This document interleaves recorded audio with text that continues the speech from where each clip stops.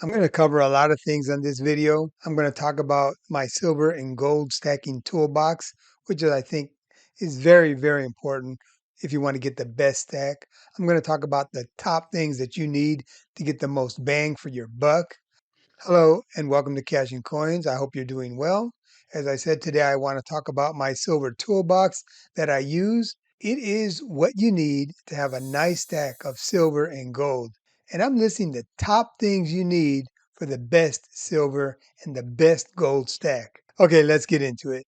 I'm stacking silver and gold hard. Why?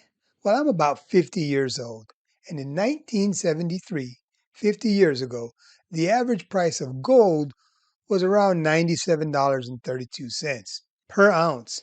And the average price of silver was around $2.56 per ounce. Now, it's important to note that the price of gold and silver can fluctuate greatly over time due to various factors. Just have to put that disclaimer out there. And those numbers are not adjusted for inflation. So, you know what? I'm going to adjust them for inflation and give it to you. The average price of gold in 1973 would be equivalent in today's money of $563.36 per ounce, while the average price of silver would be equivalent to $14.80 per ounce. So quite a big jump on both of them, but especially for the gold. And that's why I stack more gold than silver. It's just that simple. But I have to say that knowing this, I feel that silver actually has the biggest potential for growth. And that's also why I buy silver. I do have to mention that I do invest in other things too. Silver and gold are just a part of my total financial portfolio. As I always say, never put all your eggs in one basket. Now, for the reason why I made this video. First, why I'm stacking hard, and second, how I do it. All right, as you know, I've been stacking for years, and I do have a few little tricks here that I'm going to share with you in order to get the best prices for my silver and gold. But you need the right tools to get the best outcome. Some of these things you might know, and some of these things might really be new. Let me know in the comments if there was anything new for you. All right, one, I always start off with figuring out what I want to buy. How much silver and gold do I want to buy? Two, I check spot prices. And then I start looking around after I check my spot prices. Today I actually found silver at 99 cents over spot for the 1 ounce rounds. That's good. That's really good. I decide the type of silver. Do I want coins? Do I want rounds? Do I want bars? Or just whatever is best, for weight. Next, where to buy. Just because it's 99 cents over spot doesn't mean that I want to buy there because I don't trust everybody. So where to buy, and I'll go over this a little bit more in just a minute. But you have a lot of options, especially online. And some people do locally. I know I do. Just remember to shop around. I got about 3 coin stores around me here that I can go to right away. And they buy and sell all the time. Now, number 5, when I place my order, I make sure that I use any discounts. Don't forget the discounts. Now, as you know, I was in the military, so I do get military discount at some places. I also pay cash to get the cash discount and save on fees. I buy at least the minimum amount to get the free shipping. Yes, I don't like doing that always, but hey, free shipping is free shipping. And that also saves me a lot of money. So all the kinds of discounts and savings that I can do on fees, sometimes my credit card has rewards. I use that. All these little things, they save me money. Now, I'm going to go over a few things to consider before buying silver and gold to get the best deals after you've decided to buy. Okay, this is part of my toolbox too. Choose a reputable dealer, as I said. It's important to choose a reputable dealer who can offer proper insurance on your items. That's so important. I just went through a lot of bad stuff ordering that gold coin, the one from the Spanish Mint. It was terrible. But luckily, I had insurance and everything was covered. And then, luckily, the coin finally came in.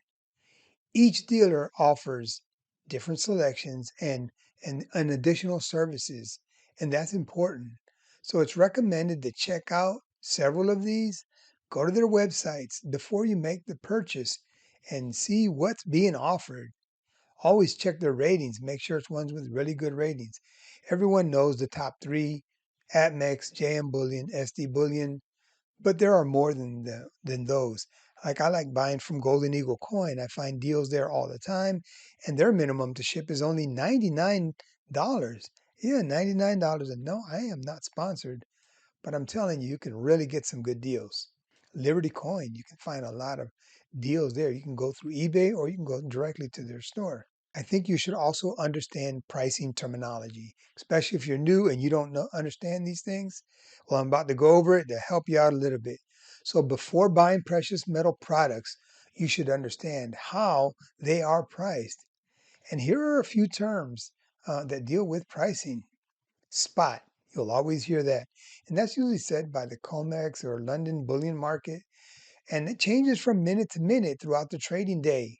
And then you also have the melt price. You'll hear that often too. Now, it's also known as the melt value, and it's the value of of a precious metal object if you were to melt it down and sell it as the raw material. The melt price is calculated by multiplying the weight of the object by the current spot price of the metal that it's made out of, either silver or gold. What I'm trying to say is that the spot price is the current market price for immediate delivery of a precious metal, while the melt price is the value of the precious metal object if you were to melt it down and sell it as a raw material. So they'll sometimes tell you, I'll sell it at melt or I'll sell it at spot, but they're pretty much the same thing. Premiums. I know you've heard that a million times. I've already talked about it, but I'll dive in a little deeper. Premium is added to the ask price to cover the cost of manufacturing and distribution. So they got to make those coins, right? So they got to get a little profit. For example, we talked about that 99 cents today. When you see 99 cents per ounce over spot, the premium is 99 cents, right? It's that simple.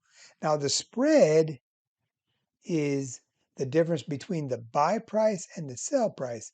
So if it's selling for $20.99, right, the spread is 99 cents, which is also happens to be the premium.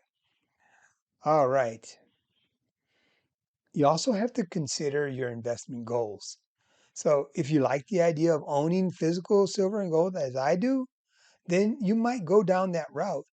But I always have to say this, you can buy the non-physical silver and gold, via an ETF is what a lot of us stackers call paper silver and gold. Okay. And then one of the biggest ones, this is really, really big. You got to consider the liquidation process. When you're ready to sell or cash out, you got to know how to liquidate it. You got to know who's going to buy it. So liquidating physical gold and silver may require shipping the metals to a reputable dealer. And if the dealer you purchased it from does not offer a buyback program, you might have to find another place that'll purchase your metals. Now, coin stores are an option. They usually do. So is eBay. And as a last resort, I always tell people the last resort, if you don't have to, which you really shouldn't, not nowadays, the pawn shop. I don't recommend them at all. And remember, before you buy anything, ask around. This is before you buy any silver and gold. I want to make sure you understand that to see if dealers will buy it and will they pay a fair price. Let me give you a really, really good example here. If you were to buy today a 100-ounce silver bar, the buyback price is going to be way less than if you were selling 100 ounces of silver coins or rounds, especially the amount you are selling back makes a difference too. So if you're selling 100 ounces at one time, you might not get so much. But if you take that 100 ounces and break it up, you might come out winning. You got to play that. And that's why I always recommend to people to sell some of their gold and sell some of their silver because you learn so much from it.